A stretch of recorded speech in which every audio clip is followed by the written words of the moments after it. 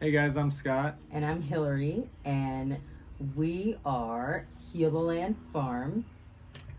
That is the name of our farm. And we just felt like it was long overdue to make this video for all of our friends and family who have already begun to start, following our journey on social media. And I've had my friends randomly message me and say, "What? You have a farm?" And so we realized, we need to explain to everybody how this came about and where we are at in our journey. And also, we really wanted to share our vision for our farm and, why we're doing this. So that's what this video is going to be about. Who we are and where we're going. Exactly. Like, how did it all start? It all started with the chickens. You've been asking for chickens. For years. For years. Like, we just moved here to North Carolina in 2018. But before that, when we were living in Florida and he was still leading, he was still in the Special Forces, still deploying or going on training a lot, he was asking for chickens. And I'm thinking, no way, because you're going to leave and I'm going to be stuck cleaning up chicken poop by myself. So I was very resistant to the idea of chickens for a very long time, until 2020. And then I finally had this desire. Oh, I know what it was. It was my friend got chickens and was telling me how awesome they were and showing me her chicken pictures. And I finally just had that moment where I was like, you know what? Why not? Scott's home now. He's not going anywhere.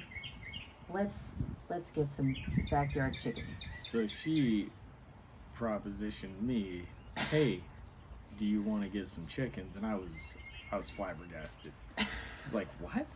Who are you and what'd you do with my wife?" And it all started with a tiny chicken coop, and we were so anxious we ended up buying from Craigslist from a place not far from here, and all but one turned out to be a rooster. Well, we only got 4. So now we have 9 hens and 1 rooster. Yeah, we just kept adding little by little, right? Yeah, I have friends that have chickens and they'd have too many, or we just got offered some here and there, and so we've ended up where we're at, and we just picked up 4 more.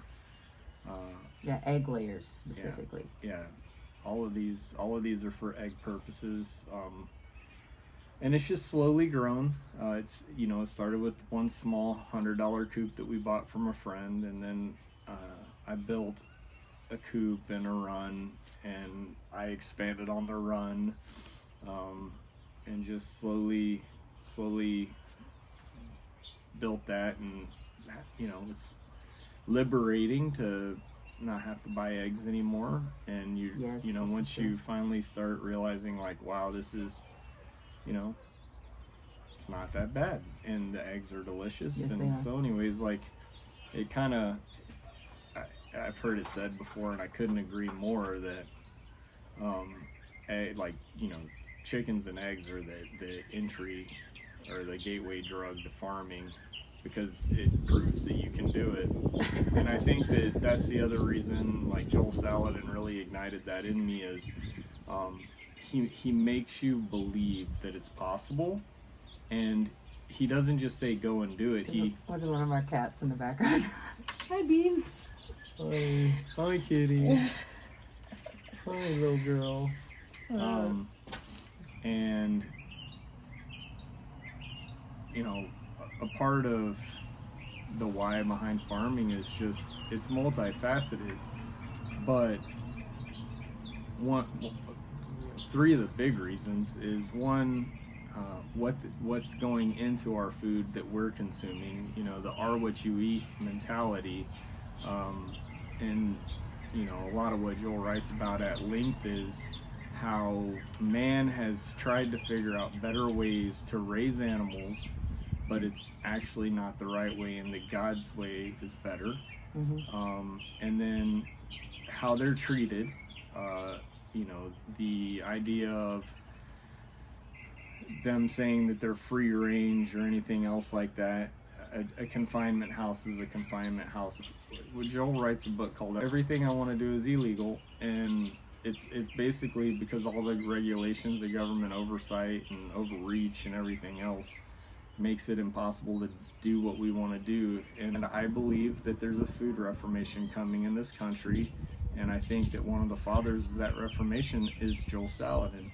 God's using Joel Salatin, but God's the one that's wanting to bring this reformation in the food industry, because I feel like God's like bringing about like this awakening in every aspect of life, but especially like we're personally seeing it and experiencing it in regards to farming and food. And we're first generation farmers, but we are answering the call.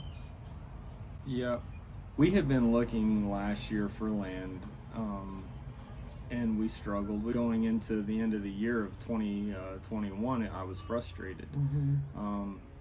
And one of the things that Joel talks about, and I have mentioned this in other videos, is if you're not farming your half acre or your quarter acre or whatever you have, if you're not doing what you can on that, you're not going to do more with more. And so that 2022 hit, and it really just, those words were ringing in my ears loud and clear. My friend had just, I helped him process 10 chickens. We ate one, and it really, I think, kind of got her on board. Is like, because she tasted the major difference. I could not believe it was the best tasting chicken I have ever had in my life, and he just raised it in his yard with some grass and feed, right? Just a regular chicken feed, but he raised it in a humane way, and you know they were able to be normal chickens that peck, and you could taste the difference like that. I've never had chicken that tasted that good before. It is healthier, and it's a happier chicken too. So, and I also believe that's another thing I think that Joel teaches, right? That a well-loved animal is going to be a healthier and better tasting animal. I mean, I don't know if he says those exact words, but that's the gist of what I understand. If you let the pig express the pigness of itself, it comes through in the taste. And I absolutely believe that. But yeah, I mean, we are still in that process of trying to find the land, but we know that we are going to acquire more land. And in the meantime, we're starting where we're at, and we just really felt like we were supposed to document this journey, even if it's not for, you know, the sake of other people online who want to learn or are also in the same process and want to follow our journey. But, you know, for our kids, someday, you know, once we do have our big farm going and we have something to pass down to our children, we want to be able to show, you know, our future generations, like our grandkids and their kids, to be able to watch our video blog and see how we got started and all of our process of learning along the way.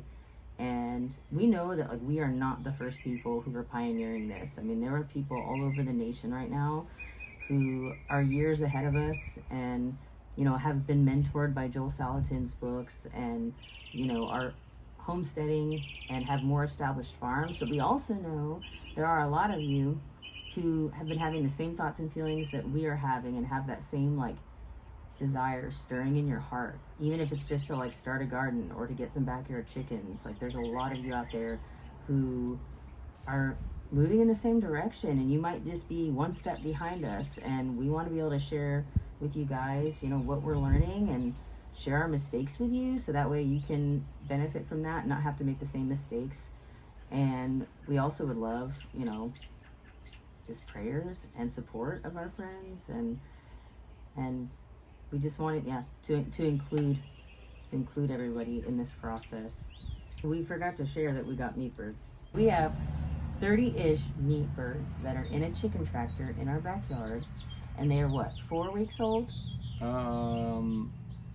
Yeah, basically. And they'll be ready to be processed at 8 weeks old. So in April, they will be going in our freezer, and we will have some healthy, delicious chicken to eat, and that's really exciting. And I definitely... And more ordered and on the way. Yes. And I think you should totally share how you got the inspiration for the name of our farm. Yeah. So our farm is called Heal the Land Farm, and in Romans 8, it talks about verse 19. The earth is groaning and travailing for the sons and daughters of God to be manifested in the earth. And I just really realized that if we're walking in our true identity and our true calling. It means we're being good stewards. And if you function as a good steward of the earth, the place that God has called home for us, that put us in and we call home, then all of the destruction and all of the chaos and all of the degradation, like, we can heal the land. We can. Thank you so much for taking the time to listen to us share and go on. And we really hope you decide to join us in our adventure and in this journey. And if you'd like to do that, please subscribe to our YouTube channel. You can follow us on Instagram and like our Heal the Land Farm Facebook page. And we'll be posting updates on all of those social media platforms and sharing, more detailed vlogging on our YouTube channel. So we invite you to come along with us in this adventure. Yeah. So bye for now.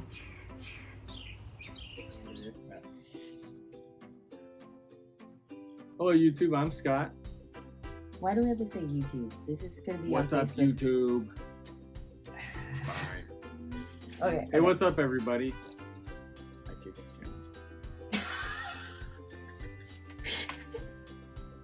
camera. Man. All right. Hold on. Make sure the camera angle's good. Sure. Okay. Don't give the camera. Okay. Good evening, everybody. And don't say that. Hello. They could be watching. everybody. Hold on. They could be watching it midday or in the morning. Hey, Wendy. Yeah. Okay. Let's Ready? not. Let's just say. Let's be casual. Like we're saying hello to friends, and just say hi. And we don't have to call it YouTube. Okay.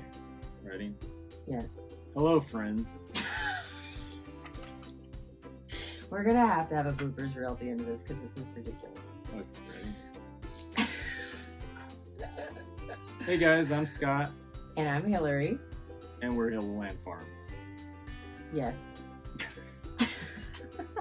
And if you're wondering, we've taken several takes to do this, and so now we're laughing, and it's fun. Okay. One more try, and let's not be super cheesy. Let's just be Just natural. roll with it. You could have just gone in with the explanation.